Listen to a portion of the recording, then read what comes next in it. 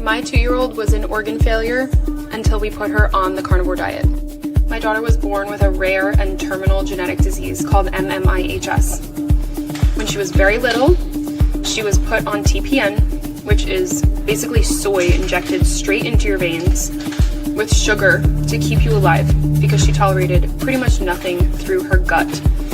She had a little bit of motility, but not enough to digest food and push it through efficiently enough to provide her with nutrition. So she ended up on TPN. She had 16 surgeries. We followed everything the doctors told us to do. We followed their dietary recommendations, we followed their medication recommendations, and she was dying. At 2.5 years old, she was diagnosed with intestinal failure, and everyone knew there wasn't much more she could handle in terms of surgeries and procedures because it was getting more and more brutal. Her body was full of scar tissue, and she was having surgery like every month. All those 16 surgeries happened within a year. Then, we put her on the no plant GAPS diet, which is a version of the carnivore diet.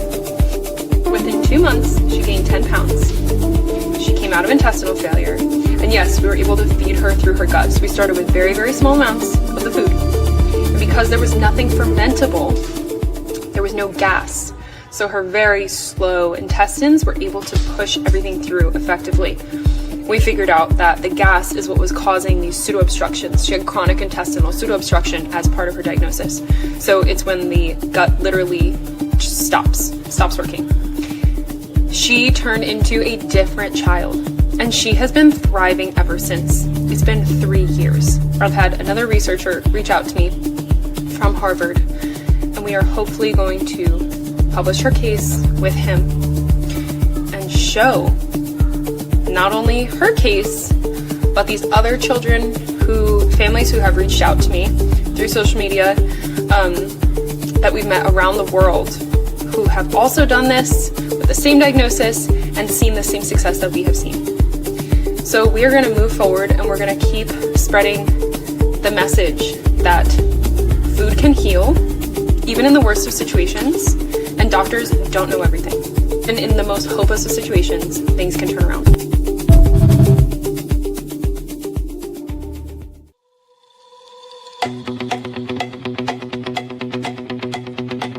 Raise your hand if your sex life got better on Carnivore. Woo! Come on, Island Marriage.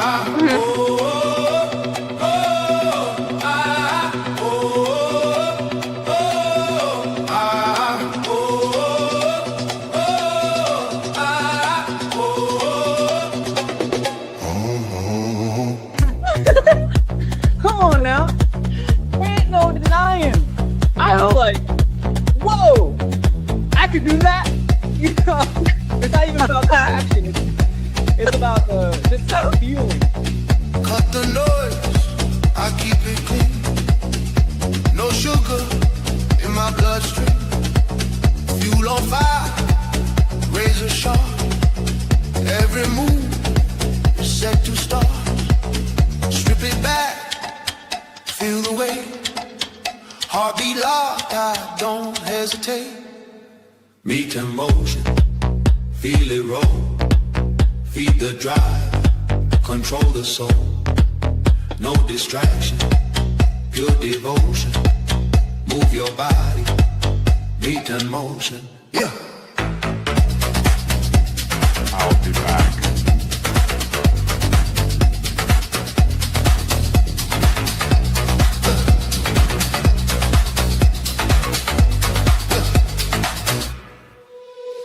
No crash, no fade, no drag. Energy I never lack. Simple rules, heavy step. Every breath is paid in reps. Hands up now, feel that pull. When you're fed right, you move full. Meet that motion, feel it roll. Feed the drive, control the soul. No distractions, pure devotion. Move your body, make in motion. Watching all the comments about this has been fascinating. I've seen everything. It's conspiracy theories, politics, right versus left, vegan screaming, people saying all food is processed, Bible problems, tinfoil hats, all of it. Here's the thing. No guilt, no cage, just rhythm and rain. Beat in motion, feel it roll, feed the drive, control the soul, lock it in, feel the devotion. Everybody, make that motion.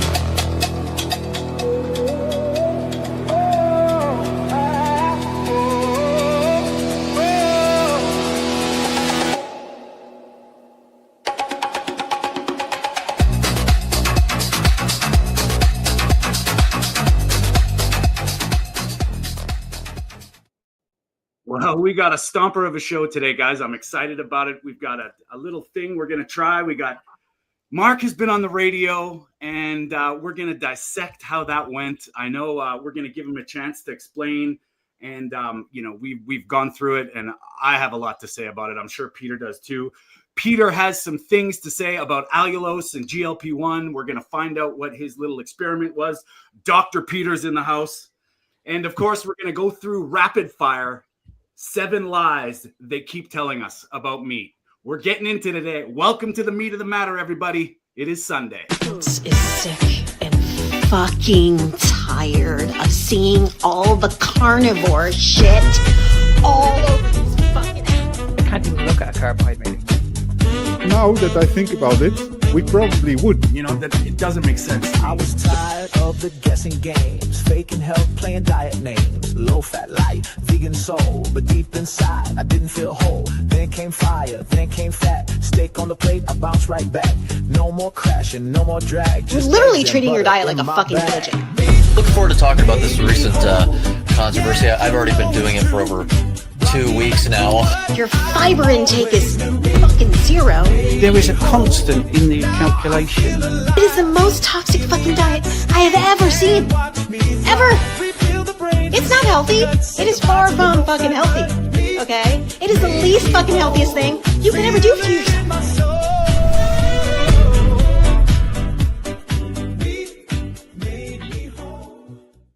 Well, it is Sunday, boys. We are here. This is the meat of the matter. We are here every Sunday live, 10 a.m. Pacific, 6 p.m. in the UK and Ireland, 7 p.m. in Netherlands and in continental Europe. And it's been a hell of a week after our last show, doing a show about the food guidelines.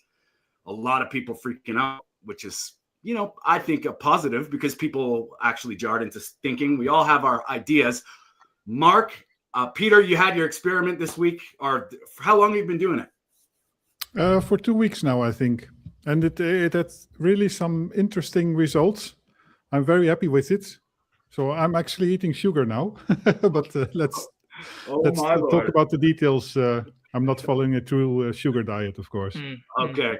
And Mark, you went on a radio show in Ireland, and when you sent that to us, to Peter and I, when I was listening to it, I mean, all these cliches come rolling back, but I mean, I think there was some stuff that was maybe a little bit, you were kind of on the spot, and I think the guy where he was coming from, it just shows. I'm going to say ignorance of the mainstream dogma about what all this means, and just from health and nutrition. So I wanted to bring it. I asked Mark if we could share it on the show, and he said yes. So we're gonna dissect it. We're gonna play it, and we'll get into 7 lies about red meat. And at the end of it, we're gonna give each other 60 seconds with one little statement to justify it, and kind of bust the myths of the 7 lies. So stick around for that. Can I just add one thing, Tony, before we start? How powerful was that interview at the very, very beginning? That's why that lady, we interviewed her, myself and Victoria. Her name is Jessica. I'm getting her. She's coming on our show very, very soon. But that story is absolutely incredible, and I think more people need to hear it. It's unbelievable. It really is. It's unbelievable. And if you didn't see the intro, people, welcome everybody into the chats. We love you. But if you didn't see that intro, I put it on there for a reason, because you know, over and over again, us in the carnivore space, in the low carb space, in the, you know, this community, we know these things. We know that it's a powerful healing modality. And the arguments, in my opinion, are always, is it sustainable long term, or is it good for you long term? And I will just simply pose this question. How can something be bad if it ultimately heals you from a place of complete and last resort?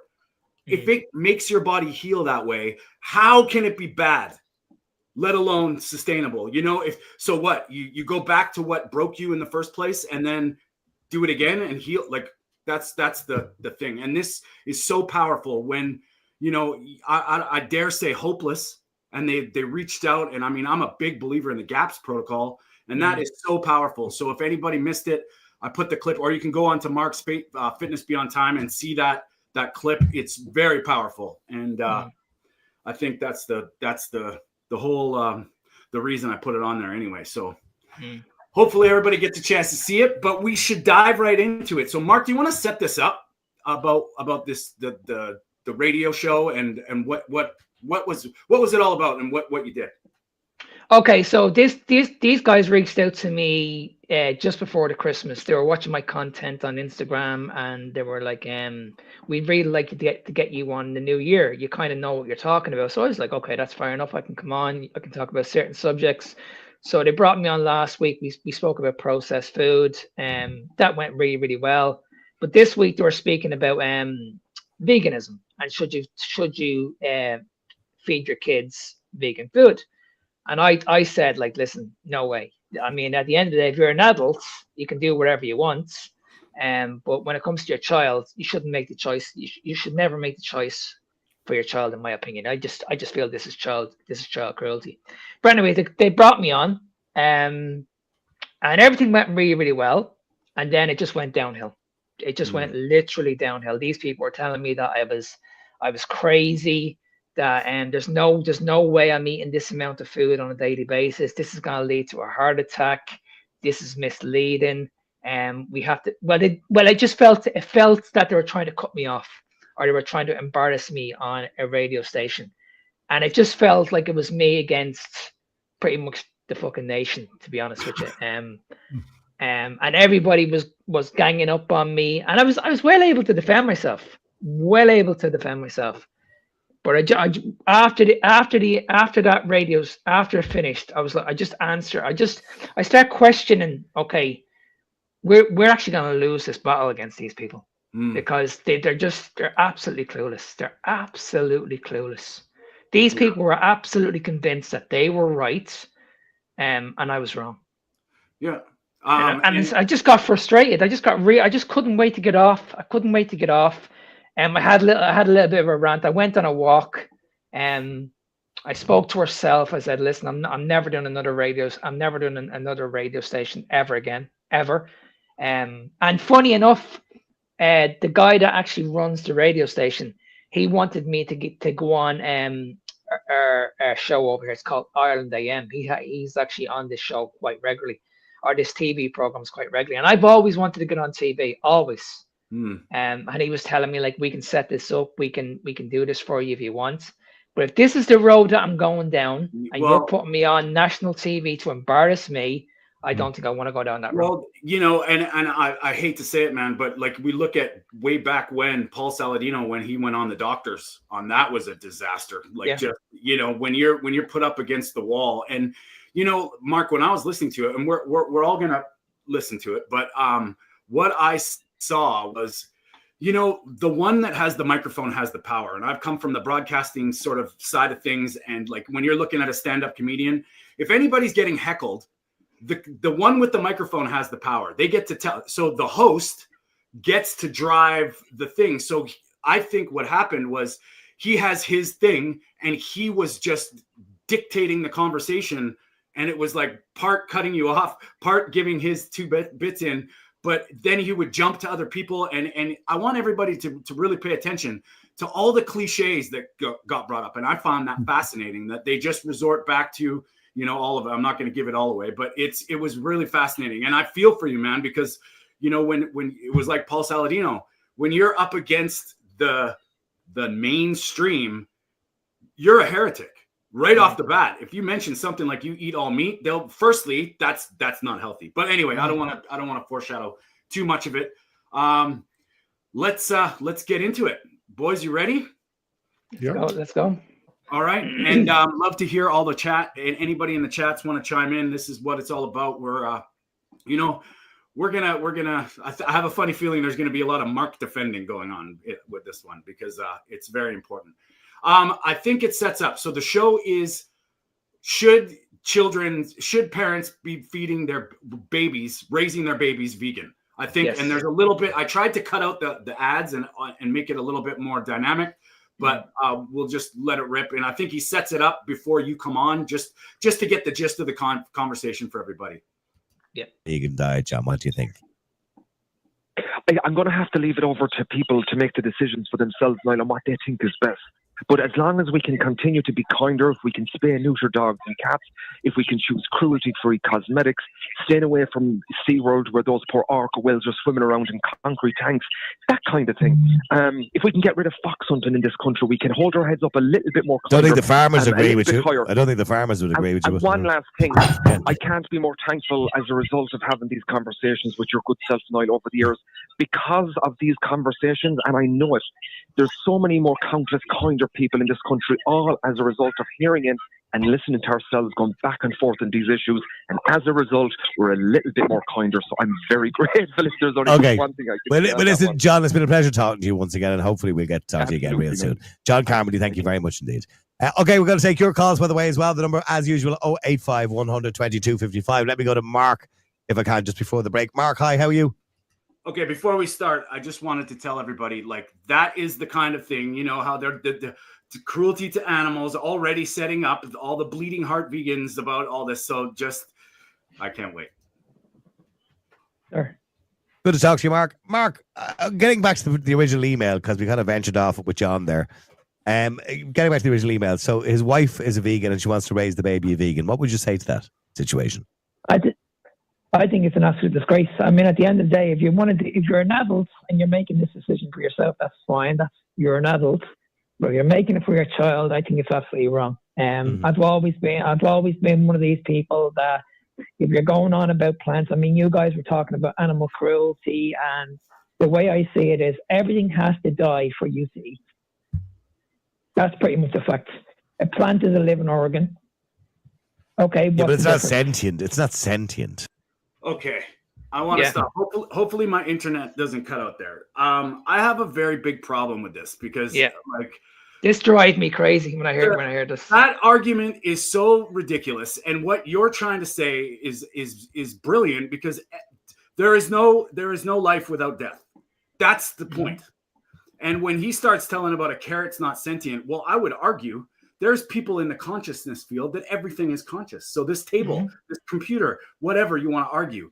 And I think that is just such a ridiculous thing because your point was, if I'm not mistaken, is something has to die for something to live. That's it. And then it gets taken out, and we'll listen to his rebuttal here. A plant.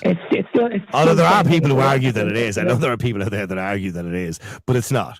I mean, you know, a carrot is not a sentient thing. Where did it come from? Well, it comes from the ground, but it's not sentient. It doesn't have feelings. It doesn't feel pain. Okay, but how did it grow? Because somebody planted it. Okay, so how did it grow? So it came from a living organ. So it came from something. No, Mark. Let's keep the conversation real here. It's not. Do you know that? That's what I'm saying. He was trying to get his point across to me all the time. He was the one that was taking control here. This is what really pissed me off. He wasn't playing the level field here. He was trying to talk over me all the time. And when he says that, like, it's like, come on, you're ridiculous. Don't be stupid. Yeah. Like, oh my God, a carrot's not alive. But yet there's certain vegans that eat raw that say that only eat alive food. Well, I'm sorry, when you rip a carrot out of the ground. Exactly. Like, where did it come from? I kept on saying, like, where did it come from? And he couldn't give me a straight answer. He just kept on saying to me, this is ridiculous. This is not real. And I'm like, this guy is not listening to me. Yeah, and that's It's It's Go like ahead. the standard comment that you get under the videos that we are eating corpses, dead animals, and if people are eating vegetables, they are apparently eating alive stuff. So is it alive or isn't it? I mean, Exactly. That's, I mean, it's just, honestly, it's laughable. It's just laughable. And when you look at what had to die for that carrot to be planted and picked, all of a sudden. Yeah, So, yeah, you know, definitely. and that's just the perfect railroad when a host wants to push a narrative right at this point. I could tell, and he may be in his defense, he may be doing this for audience, you know, reaction or something, but it's ridiculous, you know. Okay, not a living thing. It's a living plant, if that's what you kind of call it, but it doesn't have feelings. It doesn't experience pain. Okay. But the fact of the matter is, what when we look at optimal health here, what's essential and what's not essential. Now I love what you said there. That is wild, right? Good turnaround. I think that's bam, like in your face, buddy. I love it. You have made the argument already that what are we? Are omnivores, carnivores? We're apex predators. That's what we are. That's who we are. We as humans are apex predators. We've been eating meat for centuries. Tell me, over 1,000 million years ago, what were we eating? Are you telling me that we survived on plants? No, we didn't. I never said we were. We're omnivores. We eat plant-based and meat-based products. Yeah. I don't think we're. By the way, I don't believe as human beings. I think we've evolved. I don't believe we're apex predators anymore. I think we've. Well, I would argue that's probably your first problem, buddy, because you know, the apex predator, you're giving it up to be the soy boy. Like, what does that mean? That's wild. So at this point, Mark, how are you feeling? Like, oh man, I was just frustrated. I knew where this was going. I knew exactly where this was going. I was like, okay, this is gonna be a long show. So I knew where I was heading from here. Okay, and Peter, what are you thinking at this point right now, listening to it? Yeah, well, I would be disturbed by the fact that he's immediately avoiding the whole health aspect of the food, and it's not coming back probably the rest of the show. If it's coming back, it will be the cliche stuff like without bringing arguments that we should eat fiber and that sort of thing. When you hear what he said, we will hear about fiber. Yeah, definitely. when you hear what he says about fiber and cereal, or healthy cereal. Yeah. Oh yeah. Mechanized everything now. I mean, for example, when I'm hungry, I'm walking by a farm. I don't jump over the fence and leap on the back of a cow and start chewing into his neck. So, okay, see, it's just ridiculous, isn't it? If there's any kind of like shock jock therapy here, like he's saying stuff that's so ridiculous that, and that's probably for the audience to be, you know, theater of the mind shit. But it's just like that's completely missing the point again. And I mean, what he doesn't understand is all three of us. I mean, I can only speak for myself. I'm an animal lover. I have a dog. I've always had a dog. Yeah. You know what I mean? I love animals. I don't want to see any animal harmed. You know what I mean? This is what I just don't understand. I do not want to see any animal harmed. That's the fact. But where we're going at the moment is we're only focusing on the animal, and humans are suffering. They're suffering. You look around in the world. Like, humans are in a really, really bad way at the moment. Really, really bad way. So it's like, okay, what do we do? Do we prioritize the animal over the human being? Like, you know what I mean? It's like seriously, guys, let's get back to bleeding reality. I know. Yeah. Honestly, it's just, you can't argue. You just can't argue against this. You really can't. And what people throw in there, like when you said the apex predator, like you're talking from a complete animalistic point of view. You're not talking about modern day pastoralism or herding. You're talking about food. On the food chain, we're at the top. And you know, he's bringing in the argument, well, now we're civil and we're that's once again, that's, you know, another, I guess they call it a straw man, because that's not the point. Yeah, that's what it is. But you look at any animal in the world, they have to protect their family and look after the family by killing other animals. Yeah. That's basically how nature works. So you go to Africa, you'll see this in the wild. If you're lucky enough to go to Africa, you'll probably see a lion that's going after a hyena, a baby hyena. But like, you can't just look at it and say, well, this is terrible. This can't be happening. This is nature. Yeah. This is what the lion has to do in order to look after his family. Yeah. You know what I mean? It's our mother. It's like seriously, we just need to get away from this. I go down the road and I sink my teeth into a cow. It's like it's like what the fuck? Like, honestly. Yeah. What disturbs me a lot is that what I find strange is that they always think in some kind of ethical way. Yeah? They are idealists. They think that you can build an ethical system that is sort of closed, that every animal, just as humans, can have the same rights and all these things. So, I mean, let them vote at elections and all these things. How far do you go? But why this disturbs me is that I'm a mathematician. So in mathematics, you can do this. You can make closed systems in terms of logics, in number systems and all these things, perfectly closed. So there's nothing that you can bring against it. But with ethics, it's simply not possible to create a world in which everything is equal. Everybody has the same rights, the same level of wealth and all these things. Yeah. So we have to be realistic and look at how we are built biologically and where we come from. And veganism is just an escape from reality in a way. I mean, it's like looking at animals in a Hello Kitty fashion, like pink kitties and can I just add in one more point as well? We just need to get back to one thing and one thing only. What is real food? Like, what are you telling me? Plants is real food? Like, if that's your logic of thinking, that's fair enough. That's you can think whatever you like, but we honestly need to get back to reality here. Real food is the food that we've been eating for centuries, and you will never convince me otherwise that this is different. Yes, I accept that back in our ancestor days, we didn't just eat meat all the time. Of course, we had to go out and hunt, and we maybe came across berries or fruits, or some days we were fasting because maybe some days we couldn't even catch an animal. You know what I mean? So, yeah, so it was all about survival. So, but we need to get back to what I just said. What do we determine as real food?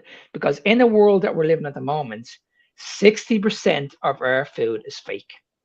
Well, that's a fact. And now you look at what's going on in the world now. Now they're trying to eliminate meat altogether and bring in more fucking fake meat. Yeah. So this is where we're going at the moment. So it's just like that's where we need to go back to. We need to get back to nature and just ask the question, what is real food? And that's it. And before we get going, I wanna mention something too. You ask any rancher or dairy producer or anybody who is responsible for feeding their family based on their herd or their flock, they take care of their animals to the best of their abilities. So this argument is bullshit, and it's spin and propaganda. You don't go to a dairy farm and see the cows like, well, somebody who's a farmer. No, I'm not talking about the big battery, huge conventional stuff. They care about the animals. That argument as well. It's like, no. This is livelihood for my family, So we lose that. All right. Absolutely. Well, I'm not an apex predator. I'll wait and I'll go down to Tesco's and I'll buy it off a shelf. I get somebody else to do that for me. Okay, so let's look at it a little bit deeper. So you ask any vegan at the moment who's on a vegan diet at the moment, they will say they're getting every single vitamin. They'll say that they're healthy, but they're lacking key nutrients. They're lacking in. Yeah, they're taking subsidies. John even admitted he takes subsidies. They're not getting like the likes of vitamin B12, iron, zinc, omega-3, iodine, creatine, calcium. taurine. Okay. So they're lacking in absolutely everything. So how can these people convince everybody else that they're healthy when they have to supplement in order to keep your diet on track. Do me a favor, Mark. Stay there because I want to come to Alan's. I'm going to come to Alan straight after this break. Alan, please, I do apologize. I know you've been waiting for ages, so I do apologize. Mark, stay with me for a second because I want you to stay on. But I'm going to come to Alan straight after the break. All right. This guy's awesome, actually. I love it. Hey, welcome back. Now, let me just go to Alan. Mark, stay with me. Alan, hi. How are you? Hey, Niall. Alan, just in relation to the original email, so the guy is married 3 years. They've had their first baby. Should be a joyous occasion, but it's not because his wife wants the baby to be a vegan. Well, the child should be taken off them. That's putting the child in danger. This is an ideology and a delusion. They're in a cult. It's another form of an abstract cult where they prioritize animals over the safety of their baby. Well, no, they disagree with cruelty to animals. Yeah, they just. Well, that's exactly the point. It's not they disagree with cruelty to animals. They're taking humans and putting them below these animals, but yet, they're killing them all when they crop the carrots. With cruelty. No, I'm sick of hearing about that guy that you had on from whatever. What was his name? John. Yeah. Well, let's please don't talk about John. He's not on the air now to defend himself. So, but you didn't agree with him, and that's a fair point. Yeah, well, he hears the radio and he can make a reply later on. The fact is, he's obsessed with protected animals. Well, he is. Yeah. A mute point when it comes to babies who haven't been born, and he said that he just want to make a moral judgment on whether people should feed their kids a vegan diet. That tells you, Niall, they have their priorities up their arse. That's not the way the world is. The baby needs nourishment, nutrients, iron, all the proper nutrients, and when it's an adult, then it can decide to be. And vegans are very boring. They're very irritating. Why are vegans boring? I appreciate devil's advocacy from the host, but come on, man, this is real people talking. This is not in the nutrition and health and carnivore space. This is a guy that's like, dude, this is wrong. Yeah. He's trying to defend. Yeah, I understand there has to be a balanced conversation, but there also has to be logic, honestly. Yeah. There really has common sense. Yeah. There really does. We sit around analysing. That's a very stereotypical view of a vegan. I mean, don't get me wrong. I mean, wouldn't be my cup of tea. Niall, I've never met a happy vegan. They're always moralistic. You've never met a happy vegan? I'm sure there is happy vegans in the world. Happy vegan. Vegans. Hey, then I could easily say I've never met an unhappy carnivore, right? Like, really, that's pretty, if we're going to be just throw all our rationality out the window, I could easily say that. Go to the carnivore community worldwide, listen to the peeps. You'll understand. Boring. And they sit around moralizing. Yeah. Oh, that was you on the radio. Sorry. Yeah. Sorry, Mark. What did you say, Mark? Can I just add a quick point? Because this is basically what the vegans will say. The vegans will say that you shouldn't eat the animal, correct? Every single vegan will say the exact same thing. Don't eat the animal. Yeah. Just eat the protein from plants. But if you look at the animal, where does the animal from eating the plants? From eating the plants. So the hypocrisy is unbelievable. Hang on. There's no hypocrisy in that, Mark. That just okay. Well, hang on. I understand. Okay, that's where we get the reason we get proteins from meat is because animals eat meat or eat plants. But where are we getting the nutrients from? We're getting the nutrients from the animal. So why do we need to get it from why do we need to get it from plant food? Okay, sorry, it Alan. Does not make any sense. Okay, Alan. Sorry, go ahead, Alan. The fact is, fair enough, right? Like that's a pretty, And I mean, if you want to get technical, we get the energy from the sun and the oxygen from the air, and it all gets cycled through nitrogen and minerals in the ground. We're all eating the same shit, then. You know what I mean? Yeah, and then you can say that when you look at plants. Like you'll hear this. Okay, well, we can eat these, but we don't have the same digestive system as an animal. This is the reason why the animals eat these foods for us, because they're able to break these foods down. You cannot absorb fiber. Like this is what drives me crazy. You cannot. It just goes right through you. Your body's not absorbing this food. Yeah. So what's the reason? What's the reason for eating it? Well, it's just mind-boggling. Yeah. And the mother, she's a vegan for the last 6 months. Yeah. So 6 months 6 months this mother's a vegan and wants to put her infant on a okay, like that's crazy. Well, she's a tick. Tell her for me she's a tick. And if I'm happens to that baby, she should be charged with murder. Well, that's murder for all the North Americans out there. Well, it have been. Well, to be fair, people who did this with babies before and the baby ended up malnourished, they were charged with murder. That husband who is concerned should ring the social services and inform them that the wife is denying the child nutrients and supplements. Well, it's not illegal. The child needs. It's not illegal to raise. It's not illegal to raise your baby. Well, I think I hear the government is so concerned about the welfare of children. But what they should do is get into the doll as soon as possible and make veganism illegal for children. It's a Anybody in the chats feel the same way? I sure do. Moral and wrong and perverse. What's perverse about it? Whatever makes you think it's wrong and morally wrong and all that kind of thing, that's your decision and that's your opinion. But perverse. Well, do you know what I mean by perverse? Perverse doesn't always have to come up. No, I understand. It doesn't have to be always sex, but perverse, you kind of takes it to a whole new level. Well, it's perverse. They would be more concerned about an animal in a random field than they would about their own child. That's how flipping stupid they are. They're living in daydream. They're morons. But okay. Well, I would like to know. I would really like to know from these vegans. This is the question I would love to know. Give me one reason why anybody should go on a plant-based diet. Give me just one reason, because they want to. Because they want to. Yeah, okay, it's your choice. Yeah. That's fine. I have no wishes that you're an adult. But if someone's going to tell me that's a healthier option over eating meat, I'm sorry, you're talking absolute rubbish. Yeah. Now, to be fair, I did know a girl go back a few years ago that I was working with at the time, and she was on not so much a vegan diet, but a vegetarian diet, and to be honest with you, she had problems too with lactose. And the reason was it just played havoc with her stomach. So that was for medical reasons. She didn't eat meat or she didn't drink dairy products. And see, this is what we need to understand about fiber. Fiber is, when it's broken down into your system, it's fermented. So when you're walking around gassy, bloated, this is not normal. If you're breaking wind on a regular basis, it is not normal. People think that this is just normal. Right. I'm meant to be breaking wind. They're hippies. They live in a fantasy about the world. I know meat eaters who go around farting all the time as well. See, I would say no. No. Everybody in the chats, I can see a lot of our carnivore friends in there. But see the way he twisted it back on him again. Oh, yeah. He was doing that through the whole interview. Yeah. He was right and we were wrong.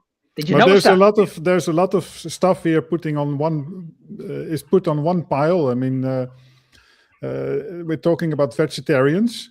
So if you include eggs and cheese, it can be a complete diet. I mean, I have vegetarian friends, and since they have a baby, they started to include more things like eggs and also meat for the baby. Yeah. And then he's talking about meat causing farts. Well, obviously that is in a diet combined with other stuff, because it doesn't, most of us know that it doesn't reach the large intestines. So there's no way that it can ferment. And personally, I mean, everybody on whatever diet sometimes experiences a bit of stomach distress, let's say, if you eat something just wrong, because it's maybe not in perfect condition, or if I drink suddenly a liter of milk and I'm not used to drinking milk, I will fart. Obviously, I will get bloated. But generally speaking, if you 99% of the time, you don't experience troubles, and this whole egg farting stuff, that drives me crazy. Well, I'm the same way. Like, I have my friends in Chile, man. They're carnivore vegetarians. They eat eggs, like 15 to 24 eggs a day, and they have a little bit of vegetables with it. Like, they've been doing this for 3 years, man, and they're like, "Wow, I feel great." And it's like, yes, because you're prioritizing the right thing. Yeah, and like, honestly, I can't remember. I can't remember when the last time I was consistently breaking wind. Honestly, it's unbelievable. Like, honestly, I'm not going to say it never happens, but I can tell you right now, it never happens as much as what I used to do in the past. I think about this time from time to time, and it's like, well, let's go to the not breaking wind, but the smelliness of it. You're not producing methane. You're not having a byproduct, the off gas. It's maybe the air that's getting pushed like through. But that can't be normal. Like you're walking around, you're breaking wind, and you're absolutely rotten. That tells you there's something in your gut that's not right. Exactly. Like seriously, I mean the smell is unbelievable. Yeah. And it's not. I have this every Monday when I go into the change rooms, especially after the weekend. Jesus, oh my God, lads! Honest to God, the smell is unbelievable. They're going into the gym, they're detoxing. It takes minutes sometimes to go to the toilet. So yeah. And this is no word of lie. I've been going into the gym, and this is no word of a lie. You'd look into the toilet, and the logs are about that size. They're about that size, lads. I learned one thing: you never go for number 2 in the gym. It's like how did you get that out? Honestly, God, that must have took a half an hour. You know what I mean? It's just like, I'm not even joking with you. And like, you're trying to flush the toilet and it won't move. And you think the poor bastard is trying to clean it. Well, let's go ahead with the video. We're losing viewers. Well, I've been a meat eater here for 6 years, and I have never. I don't break wind, but no. So I don't. But I would because I'm lactose intolerant. See, that's another straw man, and not to mention, we'll go. Exactly. I was thinking about that the lactose intolerance. I mean, in the past, I thought also for the first 2 years that I did carnivore, milk is a no-go. But once you get healed, your gut gets healed, and 99% of the times, I mean, no doubt there are some people that cannot stand it, but it's changed. I'm the same way, Peter. I was a milk freak when I was a kid. I drank a lot of milk, and then eventually in my 20s, if I even smelled milk, I was running to the toilet. That's gone now. That's completely gone. And I didn't drink milk for 15 years, and now I can. It's definitely. What meat are you eating? No, I'm not talking about meat. I'm talking. I eat meat all the time. For example, I'll give you an example. I love ice cream. Love ice cream. Yeah, that's what I'm saying. Dairy and meat are two different things. But no, hang on. I'm just saying I love ice cream, but we are talking about vegans here, so vegans don't eat ice cream. But if I do eat ice cream or eat too much of it, I get very bloated and I feel very unwell. Well, you shouldn't eat it, Niall. No, I know I shouldn't, but I just do enjoy it. I have to say, good old McDonald's McFlurry is lovely. Sorry. No, but what I'm trying to say is that people. What I'm trying to say is that a lot of people are saying, especially the dietitians, they're all saying that everybody's fiber deficient. We're not all fiber deficient.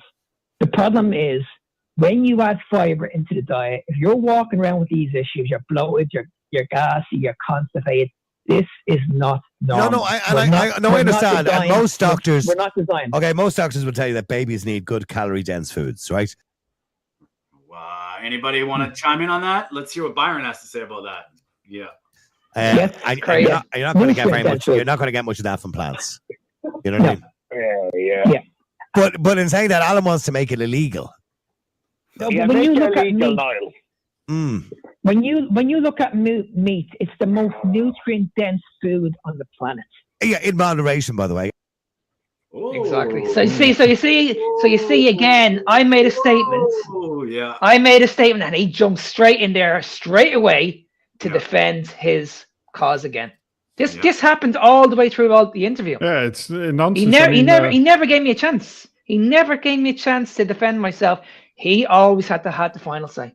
Yeah, and if you eat it more, it just becomes more nutrient dense. So your meal, if it's 100% meat, it's. And Peter, do you have to be a mathematician to figure that out? Is that? Yeah. Apparently.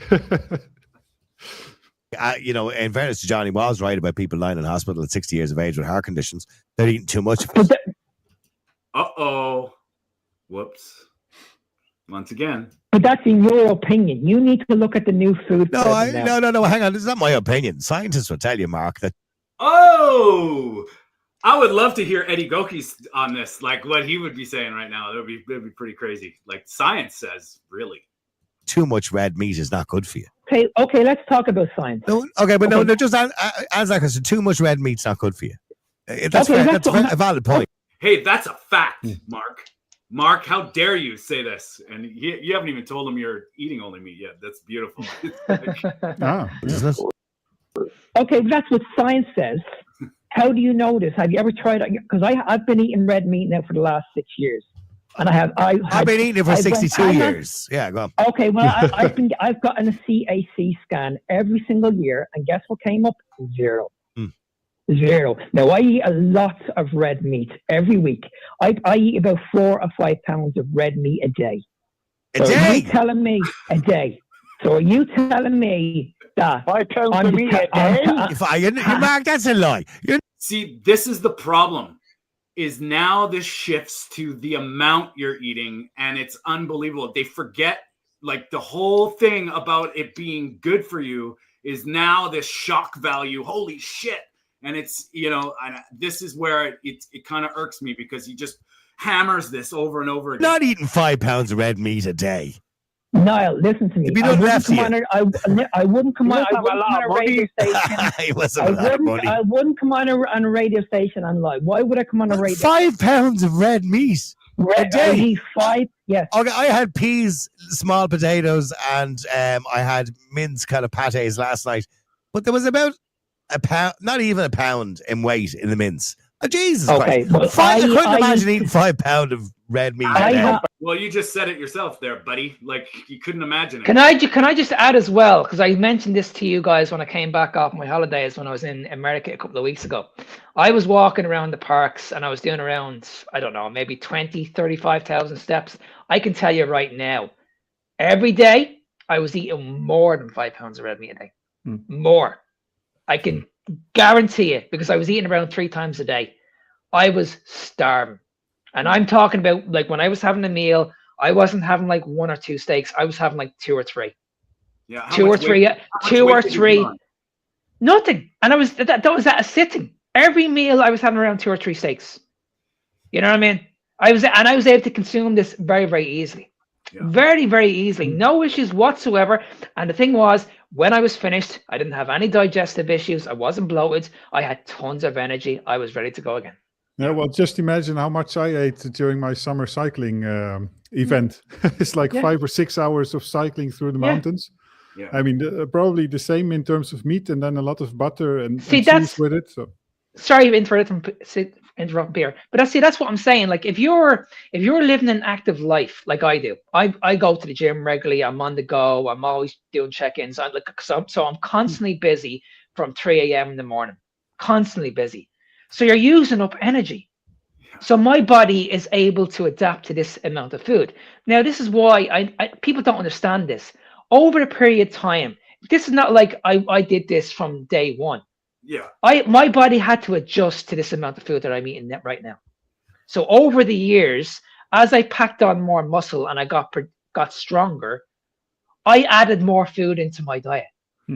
So in the last 6 years, if we're going by calories, if you had spoke to me like 6 years ago, I probably would have been consuming around maybe 15, maybe 1,600 calories on average.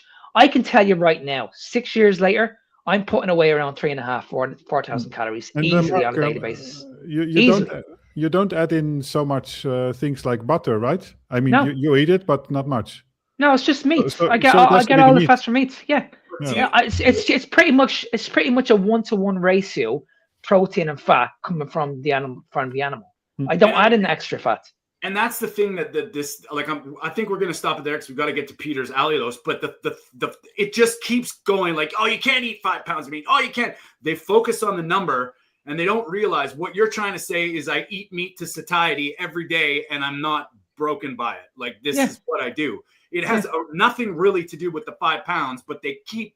Oh my God, 5 pounds, and I'll tell you. Yeah, it's the point that they're saying that this is not real. Yeah. There's no way this is real. There's no way that you're still here. You're eating fat, and then you guys probably you need to go back in and watch this. He went to Chat PT. Yes. And it's said on this that if you eat this amount of food, this is what's going to lead to a heart attack. And I counteracted the argument. I said, well, listen, this is what this is saying. I'm the research here. So are you going by against what I'm saying? And then there's a million people in the world that are eating this way. They're thriving. They're eating a lot of red meat. They've put most of their symptoms into remission. Are you telling people all over the world that have done this? Are you saying that these people are liars and we should go off what you're reading off a PC? Yeah, he this is didn't where we're believe going you. at the moment. No, at that point, he didn't believe you anymore. He was like, "There's no way this is real. There's no way this is real." And I mean, and that was the thing. Like, you know, we're gonna spare the bullshit because he just keeps coming at there. You can't be doing that, Mark. You're lying, and it's like we're not here to slander and slag Mark because, like, you know, it was kind of you were defenseless at that point because he just kept hammering that bullshit. And the ChatGPT thing, of course, is ChatGPT going to change now that the guidelines have changed? I wonder. Maybe. I don't know. Who's programming it? I doubt it. Well, if I ask it, it won't give that answer. So it depends also a bit on history. Right? Yeah, no doubt. Well, Mark, I mean, I feel you, buddy. Like that's pretty wild. But I mean, and you know, that the hardest part about listening to that is I know you and I know what you're trying to say and I know what you could have said. And I know that they were just railroading the shock value, as you know what I mean. And I think you were, unfortunately, instead of a logical, rational like example, they made you sort of a trophy of like unbelievableness, right? Yeah. And that's the problem. And I think, you know, like the Paul Saladino on the doctors, it's like, you can't do that. That's just crazy. You're, you know, and it's like, well, I do, and I've done, and people have. So what are you saying? And the thing is, what came out of that interview was, I don't think anybody learned anything from it. Yeah, exactly. I really don't. I think people were brainwashed into thinking that this guy is crazy. This guy talking about red meat is crazy. This is what we've always believed in. Yeah. This guy was actually making more sense, and that's what really frustrated me because I could have got my point across a lot better on that show, but they wouldn't let me do it. Mm-hmm. And I think he kept leading you into like defending yourself from ridiculous statements as opposed to actually talking about the issue at hand. And that was yeah, man, I feel you, buddy. And let us know in the chats how you feel about that. It's pretty, I don't think you're alone there. I think a lot of people would be put in that position in all our countries. I don't think the mainstream is ready for hearing it. Like, even though look at what happened with the food guidelines. Everybody's got their opinions about, well, this, that. It's like, just start thinking, people. You need to start thinking for yourself. There did happen something interesting in the Netherlands on Friday. Last Friday, there was a late night show on a commercial television broadcaster, and they invited a woman that is on the carnivore diet for 1 year now, and she happened to have quite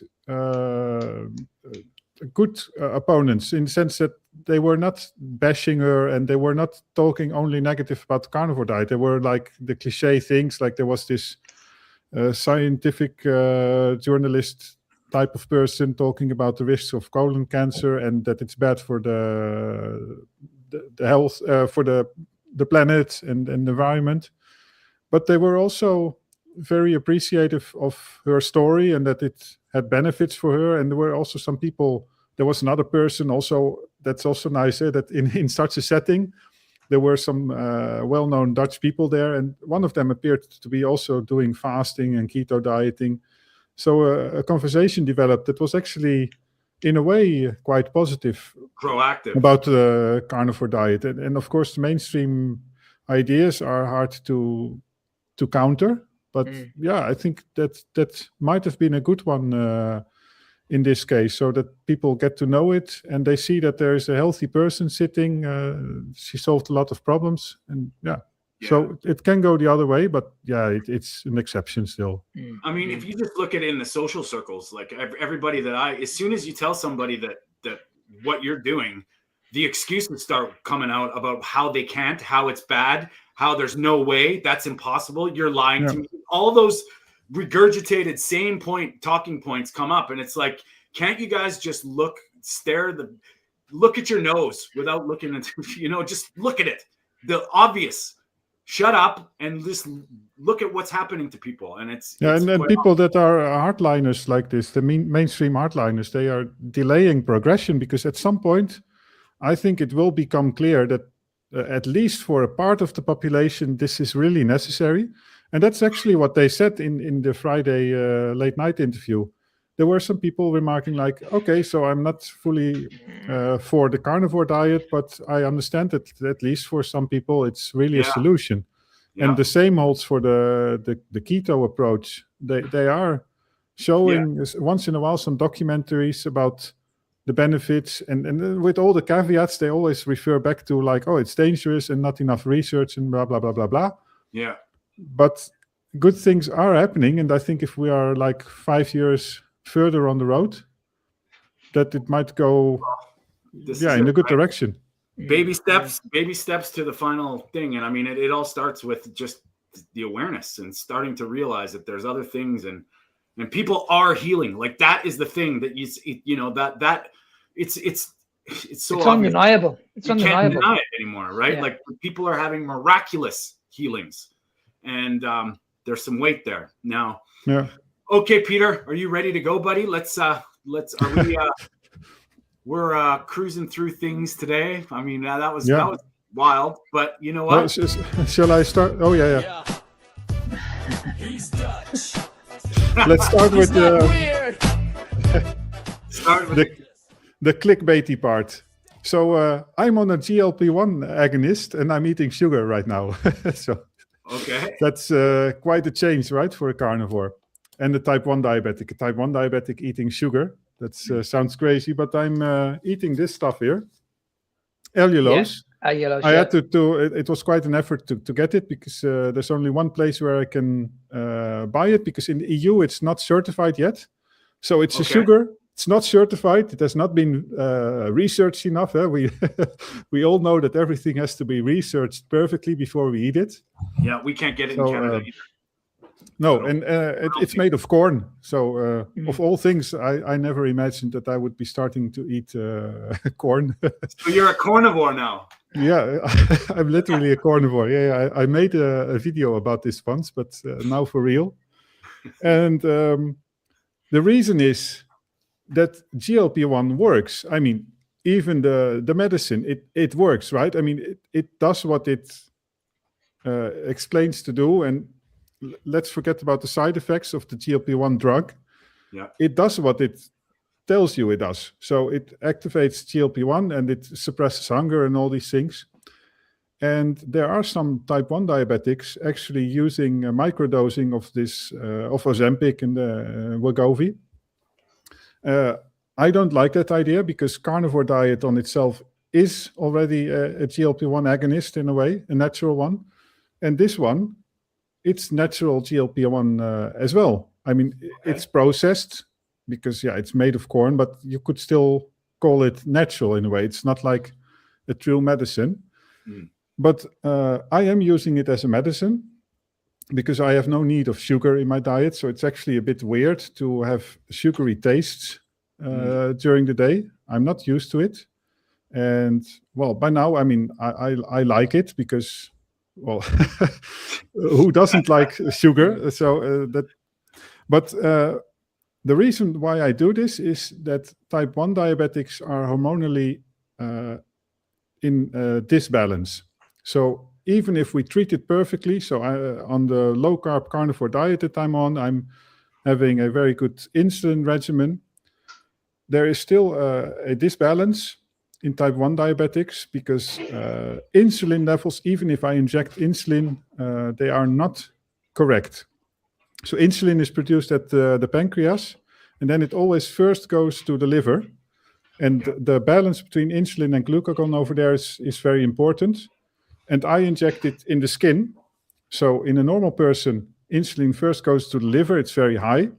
It suppresses glucagon, because if insulin is high, glucagon goes down, more or less. They are sort of balanced. But for me, I inject it here under the skin, so it has to go all the way to the liver, and the concentration is like 10 times lower than in a normal adult. So my glucagon is supercharged. That's the problem.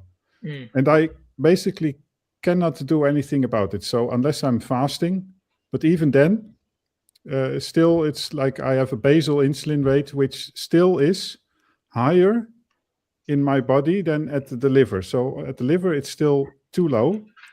So I'm actually a sort of type 2 diabetic in the rest of the body, because there it's too high. and that the liver is too low.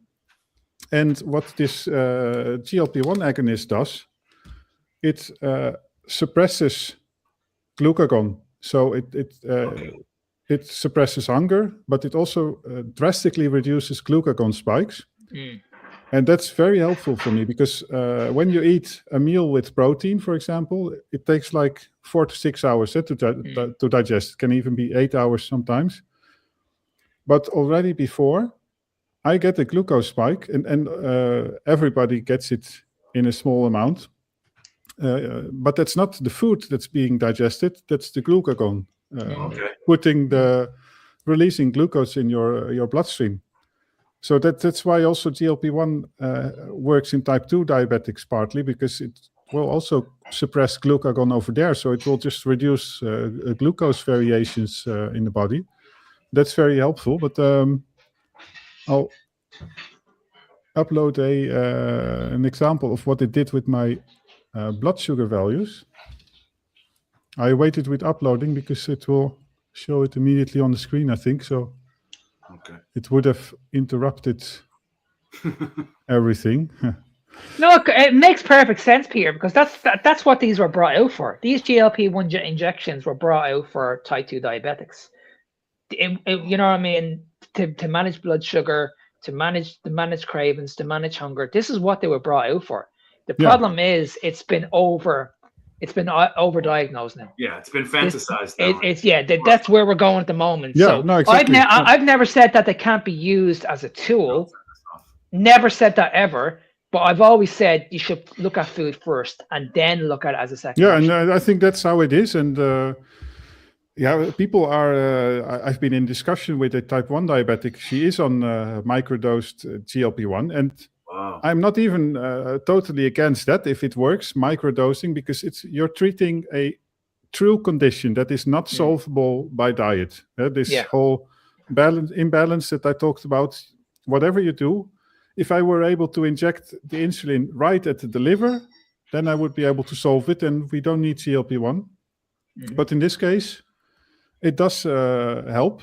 But I think that maybe if this person is on an average mixed diet, so she might even need more.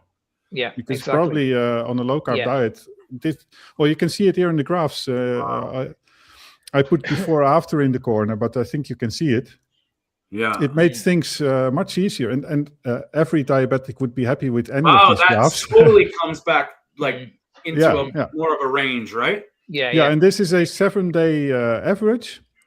Yeah. And I think on the first one, the bad one, let's call it like that one, I was without the sugar yet, and here it's like it's smooth sailing. I mean, like you're under 6 like all the time. Oh yeah, that's the average. So if you look at the full range goes slightly above 7, but that's very occasionally. And I also noticed it in the gym, because the gym is a place where you typically get glucagon spikes. Yeah. Today, I had a spike just above 8, but that would happen in any person. Like if Sean Baker is doing this thing, he goes above 10 sometimes. So that's perfectly normal. Lisa's asking if you can explain the graphs. So So what we see here is my average, or the median, I have to say. We're seeing 2 pictures, each of 7-day periods of my blood glucose. The median value that's the blue line. That's of course a nice one to look at, but that doesn't tell the whole story, because all the percentile bands around it are relevant as well. And I like to have at least a 75% band, well within range. And then an occasional thing reaching up to 7 or 8 in the 100% range. Yeah, that happens maybe once a week. That's and you're fine as well. You're talking about that, like the hashy blue lines. That's your range. Yeah, that's the range indeed. Because I imagine that a lot of people maybe use milligram per deciliter. So the upper line is like at 140 milligrams per deciliter. Right. And, And a lot of people don't reach that second graph, I think. Actually, I'm happy with the first graph as well. But in terms of how I deal with it during the day, the second graph is much easier because I also noticed that my insulin needs went down. And also the correction factors, like I can almost inject insulin after the fact. If I see it creeping up a little bit, I put a little bit of insulin in it. So it's a very intuitive approach because, and that's funny because a lot of people, they think because I'm a mathematician that I'm this disciplined guy and that I calculate all this stuff.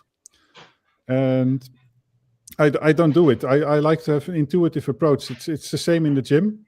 I try to be consistent a little bit, but I want to do things intuitively and not exactly the same every time, because it takes too much of my concentration. I want to spend it on other stuff. But yeah, especially after the meals, and there's some research on it, and some people don't believe it. They think like it's just some artificial sweetener, but there are some mechanisms in it also. At the level, I think it's in the small intestines already, and maybe also via gut microbiome that it does a little bit. But there must also be some more direct effect, because already right after eating, I see differences. And what I do nowadays is I typically eat 1 or 2 times a day, and then in the morning I make this sort of egg milkshake made of eggs and butter. And I put a scoop of this allulose in it. Okay. And that, it's also helped a lot. That's the only time of day that you're really eating. Well, I eat it then. Yeah. I might skip that as well, but because it's important to take the allulose during the meal to suppress the corresponding postprandial peak. Okay. And that's what I've really seen. Like sometimes I used 3 or 4 units of insulin for a large piece of steak. And now it might be less. Wow. So that's really, a big change. Yeah, it is. Big time. That's crazy. So for all the people that don't realize how important this is to a type 1 diabetic to get that, and if Lisa's asking about the line, like we don't want glucose excursions, like big ups and big downs. You want to keep that line. And if you looked at and took that after line over 2-3 weeks, that's a flat line. That's unreal. Yeah. That's pretty cool, man. Yeah, and I intentionally took a 7-day period because, of course, if I look at 30 days, these graphs flatten out automatically. But and you see a lot of, by the way, to finish it up, is that you see a lot of fluctuations in it. But that's also partly due to CGMs. That's a good thing to realize. If you wear a CGM, there are things like if I suddenly move my arms after sitting down, there will be increased circulation, and the blood glucose values measured in the interstitial fluid will temporarily go up. So you see a lot of short spikes. Yeah. And they basically mean nothing. Actually, if in the night, it can sometimes even go up like 4 millimoles for no reason, and it's just fake, luckily. Yeah. But this is... this is what happens, and you see it in the A1C values that go down and all these things. Yeah, that's interesting. Very interesting. Like anybody that's interested in this stuff, like we should all really be. Like, I mean, everybody should be aware of their glucose and their control. You could I do it once or twice a year. I do a CGM, and I mean, obviously, I don't have to. It's not a need for me, like it is for Peter. But it's really cool to start seeing how this stuff works, how exercise, stress. I usually do a couple tests with some foods I don't usually eat, just to get a grip of how your glucose is working and what's sort of the big picture. It's really, really cool to do. And I mean, all my clients, I suggest when we start, if I'm going to be explaining anything about metabolism, I get them to go on a CGM, because when you're explaining insulin and glucose and all this, if you don't see what it's actually doing, sometimes it can get so overwhelming. So and see, that's what you made a good point, Tony, because I do the same thing. It's not always diet related. No, it's not. It's not like like you said, training, poor sleep, overtraining, under eating. There's so many factors that need to be considered here. So many. And I mean, if you looked at like Peter's alarms for his need, like those, like if he goes out of those, like it's danger, he's got to adjust. Yeah. Yeah, let me just say that what you see here, the full range of the graph, all the way up to, you cannot see my mouse, but I wanted to point it, all the way, the full region that you see here, that's where ideally a type 1 diabetic, according to the guidelines, is.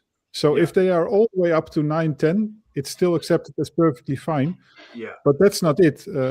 This here is like virtually 100% in range, in this tight range.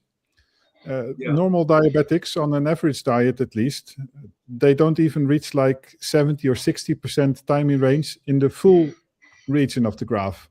Yeah. That's just really insanity. And they allowed for this alternative guidelines to be set up for type 1 diabetics, reaching to these very high values. Yeah. That's actually Stephen Thomas explained that once you go above 7, so 110 or 120 milligrams per deciliter, you already start to get this polyol pathway activated, which is also damaging. So actually, I try to, for practicality, I don't put my limit at 7 because it would drive me crazy, and it's fine to go above it temporarily. But strictly speaking, that's where you should be below. Peter, 110, 120. We have a question. Is it okay to have a blood sugar? Is it okay to have blood sugar to be at 100 every time you test? It has been that way for 2 I think months. so. I'm on the Lion diet, 16 days, no, pretty strict. Beef, black coffee, and butter. Yeah, and you could consider taking its CGM to see if it's really always around or below that value, but that's perfectly fine. That's like a 5.5, I think. Yeah, and I think the biggest thing there too is we're looking at like really is what like Stephen Thomas said. And if anybody has go check out Stephen Thomas and he's brilliant with this stuff. But if your body is just equalizing whatever you're doing, stress, whatever, it's going up and down. It's going up and down. It's when you get a huge glucose spike and then a crash way down. Those are the danger. Your body's going to be physiological different. All of our bodies are, and they're going to work within certain parameters. And I think that's the thing that when you're not type 1 diabetic that people miss. It's like we talk about these numbers like they're absolutes, and there's so much, it's more about your function. It's how your glucose is functioning, not so much numbers here, numbers there. Exactly. Yeah. No, that's totally right. And I think actually, I have the feeling, at least it's a bit guessing, that if I weren't a type 1 diabetic, but on this carnivore diet, I would also be like cruising around 100, 110.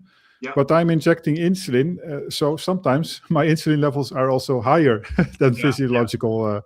So I might be lower actually than my body wants to be sometimes. And I mean, I reached out to Bart K early on in my carnivoreness because that was the thing. Exactly what happened. My HbA1c shot up.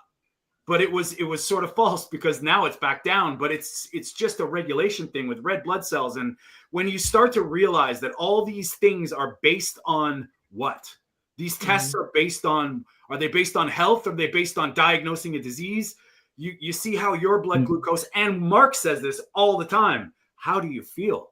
If you're going through sluggish crashes and energy weirdness and irritable moods, that could be a blood sugar problem. Like regardless of where the numbers are, that's a good sign that there's something going on. So I think it's always contextual. And the beautiful thing about having you, Peter, is that if we could all manage our blood glucose like Peter, because he has to use insulin, we'd be a lot better off because he's 100%. Yeah, totally agree with you. Yeah, definitely. Yeah, and maybe I'll talk about this a bit more. But this graph here, I started about 2 hours before this live show. I asked ChatGPT to build me some software so I only gave him my glucose values of the last year, and he built software for me to generate these plots and make these statistics. So if you ask the right questions to AI, you can build software like this, but also in terms of health tools, like if you want to do things, biohacking or data hacking for your health, it can be really a wonderful tool. Yeah. And I mean, Helix is mentioning when I started this stuff too, like I was chasing my numbers. Well, I wasn't tracing my numbers. I was tracking my numbers. I was tracking my glucose every day. And I wasn't using a CGM. I was pricking the old school, man. I pricked my finger 17 times a day, taking my ketones and all that stuff. And when I realized that, yeah, okay, to get a grasp of it, it's one thing, to track it is another thing, but it's how I feel. And now, like, people don't realize the more efficient your body is, it will settle down into a zone right away. When we change and shock the body, it's going to be all over the place. It takes some time to get into a groove. And over time, your body gets more efficient at using ketones. So people go, I'm not in ketosis. Well, what is nutritional ketosis? And you know what I mean? So those numbers actually come down. It's like the P tests. They stop working because your body's using the ketones. So you're not spilling them out, right? And it's really important to, like, a lot of it is, you know, like we've been saying on this, is definitely how you feel first and foremost. And then if you have questions like let's reach out. Anybody has blood sugar questions, reach out to Peter, man. This is his life depends on him knowing this stuff. So, you know, that's huge. Yeah, and by the way, about this allulose, I mean, I'm not suggesting that everybody should use it now. I mean, type 1 diabetics might be a good, interesting idea to look at it. Try to decide if it's something for you. And I did advise it also to somebody that I know personally, that she is struggling with maintaining weight as well. And well, if you are already using sweeteners, then by all means replace stevia or monk fruit or whatever you're using with this allulose. And there are a lot of type 1 diabetics, well-known diabetics in our low-carb sphere that are using it as well. So I'm really confident that there's potential in this. Yeah. There's really some good research on it as well. And Lisa's asking, how is allulose on the gut? Well, I think that's very user specific. I mean, I had a friend of ours who's a chef made a bunch of ice cream for me on my birthday. And she made it with allulose because she got it from the States, and it was a thing. If I ate too much of it, I didn't feel the greatest. But it was like, what's too much? Well, to me, like over a pint of ice cream, I mean, that's arguable too much anyway. But it seems to, with me personally, I get headaches if I eat too much monk fruit or erythritol. I can't do with stevia. I get I just feel with stevia. But the allulose, I felt good until a certain point, and then it kind of got meh. So, I mean, I think I think the thresholds are higher for allulose, but for me, it's like a teaspoon, or at most 2. Yeah, and the thing is, like, you're gonna notice it straight away. Yeah. Straight away. Yeah. So if you've been a carnivore for a while, and then you add this in, and you let's say you add in like a small teaspoon, and a couple of hours later you're fine, well then then there's no issues there, you're fine. But if you start adding more, you're gonna notice it straight away. Away. Yeah. It's like instant. Do you ever notice that when you add something into your diet that you shouldn't, you notice it within an hour? An hour. For sure. And I think with MCT oil, for example, I notice it immediately. It's not natural. I mean, although it's keto, but do you notice if you go overboard on the MCT? I can't remember what I did one time with the coffee. I put in 2 tablespoons. I was like, I want a better jolt. Well, I got it jolted right to the washroom. Well, I didn't have that problem, but it gave me the worst stomach cramps ever. Yeah. With this, it can happen as well, but I think you have to go really far. But it makes no sense anyway to use more than like a teaspoon, I think. And I think it's important, Peter, because like you made a very, very good point. It's important to experiment on yourself. Like we all advocate like the carnivore diet, but the most important thing is longevity. Like if you're happy and you're experimenting things and it's making a difference to your life, who gives a shit? If you're happy, if you're happy doing it, just do it. It's a cost-benefit scenario. I mean, the benefit is really huge here. And I think like the biggest, a point a lot of people miss out on is, why are you doing this? Are you doing this to replace sugar because you can't live without it? There may be a weaning period. There may be a place for it. But if you're just, because I did this when I started keto, I was like, okay, I'm making keto donuts, keto cheesecake, keto this, keto that. I felt like shit. I felt headaches. And then I realized, why am I doing this? The idea is to not need this food. And then, so if it's getting you through something, I'm all for it. Especially if you're ridiculously sugar addicted, you may have to wean off. Yeah, that too. Yeah.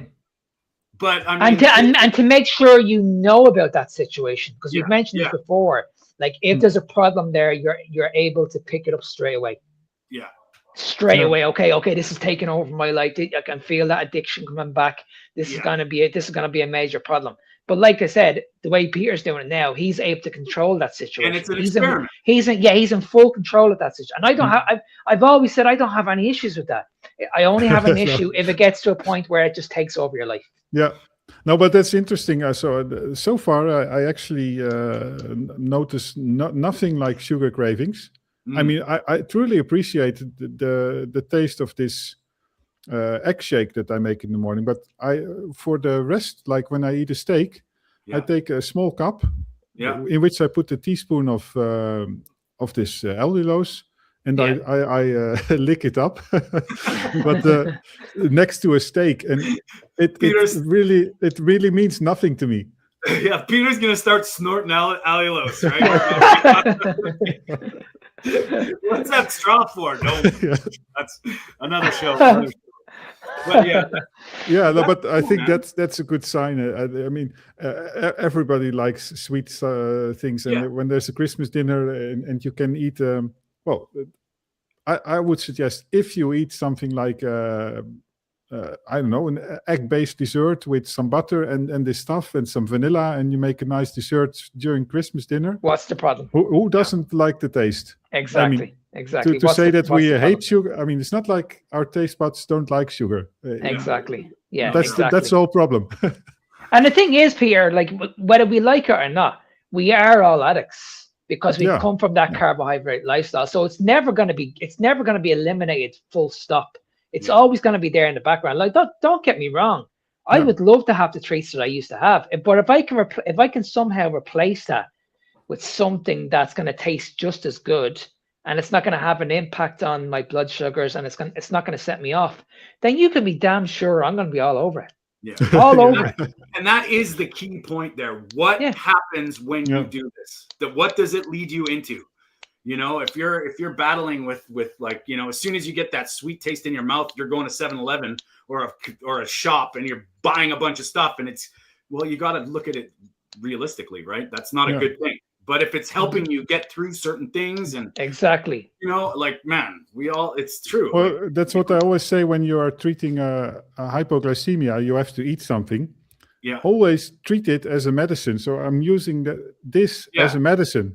It's really a medicine. So if I'm starting to suddenly eat 20 grams of it during a meal, I know that I'm doing something different than just medical treatment. Sounds and good. It's the same with hypoglycemia. If you start to eat orange juice, drink orange juice, or eat a donut or your favorite snack to compensate hypoglycemia, you're it's only when cheating. Exactly, and then that's when insulin becomes chronic, and then that's when you have a serious problem. You're chasing things, right? That's not. That's completely different. Completely different. Yeah. Well, boys, I think we're gonna have to do the 7 lies next week. We got into it with both things. So next week, guys, I promise we're going to get into 7 lies that red meat has been told. I have this idea of the segment, but I'm not going to interrupt a good thing. I think today was awesome, man. Mark, man, it was just wild and mind blowing how you went on this radio and where this conversation went to, because I would fail to say that that's every carnivore's nightmare, is they can't defend themselves and get their point across fully, completely, without being sidelined by ridiculousness. Like just, man, and it's wild to see that we're all victim of this sometimes, where you guys know me a long time now. I'm not one to be silenced. No, seriously. But that's where they have these tactics. And if you look at somebody on the other spectrum, like Dr. Nagra, he's like an expert debater. So he knows how to strawman, circumvent issues in order to like put the topic completely offline. And I watched that with Anthony Chafee. It was ridiculous. You know what I mean? And I watched it as well. And it was just, the argument he was putting up was just shockingly bad. Shockingly bad. Yeah. And as I said, this is what we're up against. Yeah. Because we have all this technology in the world. We can go on to Google, we can go on to ChatGPT, and we can see all this shit. And then this is what you're up against. Okay, this study says this. okay, the research says you come on a live chat with me, that's fair enough, but I'm gonna have all this data in front of me. What's wrong with just having a conversation one-on-one? Yeah. Well, Forget about all that shit that you're looking at, and let's just have an open debate, just you and me. And if anybody wants to come on the show or knows anybody that wants to come on the show and talk to us about it, like, we're not going to attack them. It's not about that. We want to. I've always said this. If anybody comes on and has a live debate, if you still hear it, Dr. Yeah, I'll put my hands up and say, listen, fair play to you for coming on. Yeah. And I'm not going to be one of those people that are going to nail you. Yeah. Like I want to hear what you have to say. And like I said last week, I think I said this last week. Why can't we not just all come together and try and solve the problem together? Yeah. I mean, that's what it all comes to. We all want the same thing. Yeah, but I'll tell you why. Because big corporate, big pharma, big ag. Because these people you can be damn sure these people are getting paid. Did you say big egg, Tony? No. Big food, big pharma, big industry, corporations. I don't know if it's big ag. I don't know if they're using big ag. That's what they're blaming. That's what they're blaming the food guidelines on. That the dairy farmers and the ranchers are paying off everybody. It's like, who has the money? Yeah. And we definitely need to touch on the GLP-1 with Oprah Winfrey. This has been huge. This is going all over the world. Oh, she's selling her own book. And this is why she does it. We can. I don't mind. Well, I don't mind. I can stay for another 15, 20 minutes, but I think this is huge. I think this has been the biggest story of last week.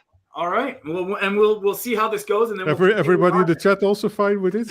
Yeah. How's it? Yeah. I mean, let's just put the video up. We'll all have our say on it, and then we can wrap it up. Let's do it. All last year, and I gained 20 pounds because I wanted to test it, because everybody was saying you're going to gain the weight, and I'm going to show them they're not going to gain the weight. I'm going to hike. I'm going to blah, blah, blah. So you were taking it, and then you got off of it. And then I was taking it, then I got off of it.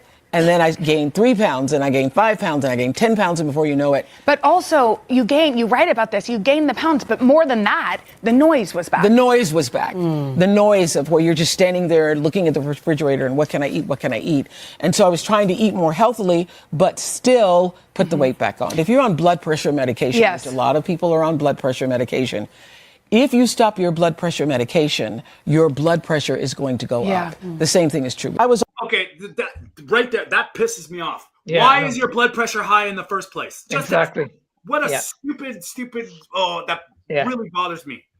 And see, this, and it all comes down to the same thing. No matter what diet you're doing the same fucking thing. You're on a low-calorie diet.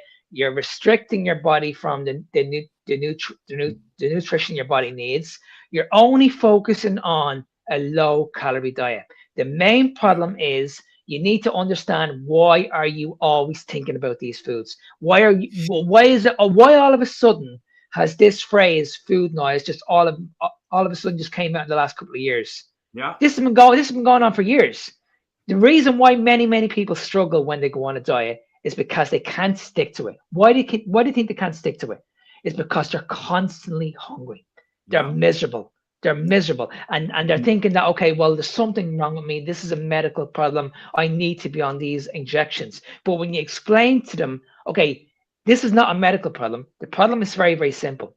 Your insulin is very, very high all the time. You're never allowing it to drop. Now, can we do this through like a diet? We can do this through low carbohydrate, keto, or the carnivore diet. All three of them will help.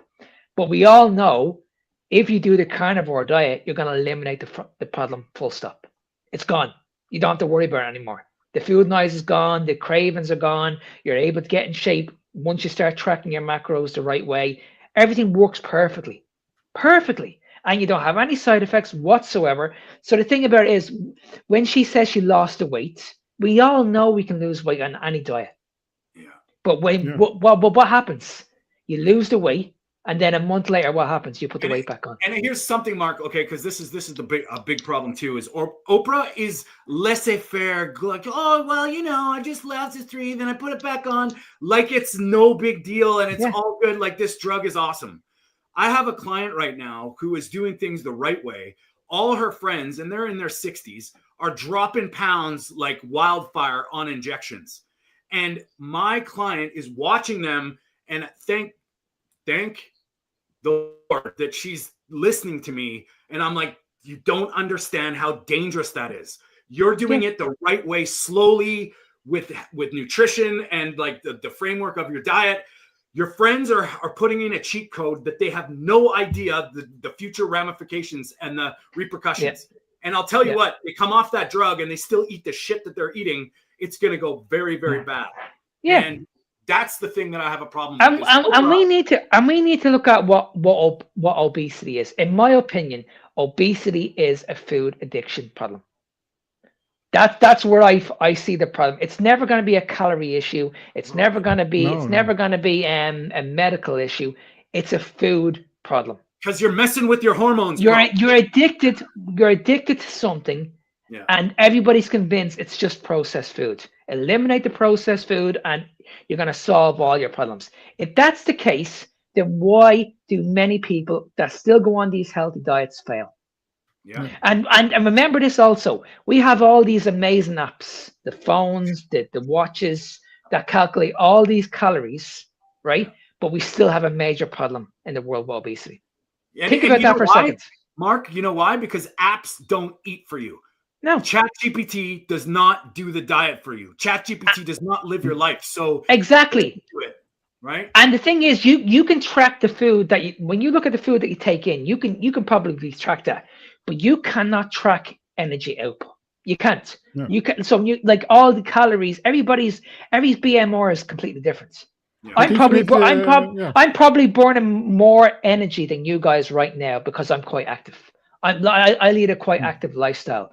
Or Peter's probably burning more because he's in cycling. Bigger. So yeah, you know what I mean. So it like you have to factor that all. So it's not when people say it's all about energy in versus energy or calories in versus calories out.